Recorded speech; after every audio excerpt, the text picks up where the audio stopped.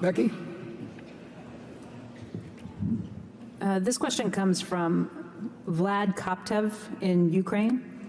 He says, capitalization of cryptocurrencies approached that of Berkshire and Apple last year. And clearly the idea behind crypto will affect conventional banking groups where Berkshire is a shareholder. You always say you didn't go into too much detail to obtain an understanding on cryptocurrencies. So what factors caused you to say that it's a bubble?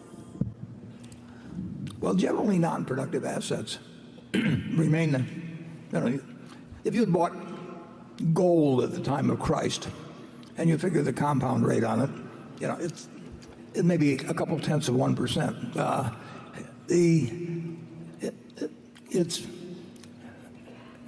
It essentially is not going to deliver anything other than supposed scarcity, because you can only mine so many. But so what? I mean, what does it produce itself? The check is a wonderful idea. Just imagine how the world would be without being able to write checks or have wire transfer of funds. But it doesn't make the check intrinsically itself worth a lot of money. And if you said you can't use something called check with a little piece of paper, you'd do something else to transfer money. I think that anytime you buy a non-productive asset, you are counting on somebody else later on to buy a non-productive asset because they think they can sell it to somebody for more money. And it's been tried with tulips, and it's been tried with various things over time, and it does come to a bad ending. I mean, you have a hard time. You can think of raw land. I mean, the Louisiana Purchase was, say, $15 million for 800,000 or so square miles of land. In fact, you're sitting on land that came with the Louisiana Purchase, and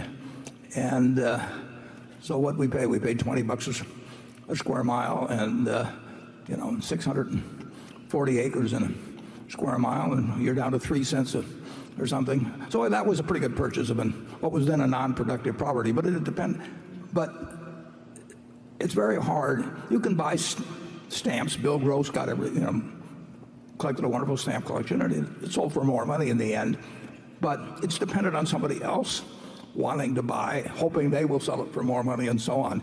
And in the end, you make your money out of productive assets. If you buy a farm, you try to estimate what the crops, what amount per acre of soybeans or corn or whatever may be raised, and how much you have to pay the farmer that farms it for you, and what your taxes will be, and various things. And you make a conclusion based on what the asset itself will produce over time. And that's an investment. When you buy something because you're hoping tomorrow morning you're going to wake up, and the price will be higher, you need more people coming into it than are leaving, and you can get that, and it will feed on itself for a while, and sometimes for a long while, and sometimes to extraordinary numbers. But in the end, they come to bad endings, and cryptocurrencies will come to bad endings, and along with the fact that there's nothing being produced in the way of value from the asset, that you also have the problem that it draws in a lot of charlatans and that sort of thing who are trying to create various sorts of exchanges or whatever it may be. It's something where people who are of less than stellar character see an opportunity to clip people who are trying to get rich because their neighbor's getting rich buying this stuff that neither one of them understands. It will come to a bad ending. Charlie? Well, I like cryptocurrencies a lot less than you do. And so, to me, it's just dementia.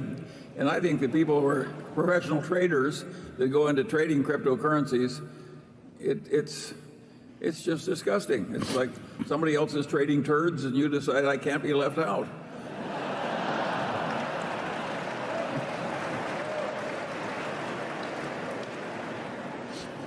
To the extent that we're being webcast around the world, I hope some of our stuff doesn't translate very well, actually.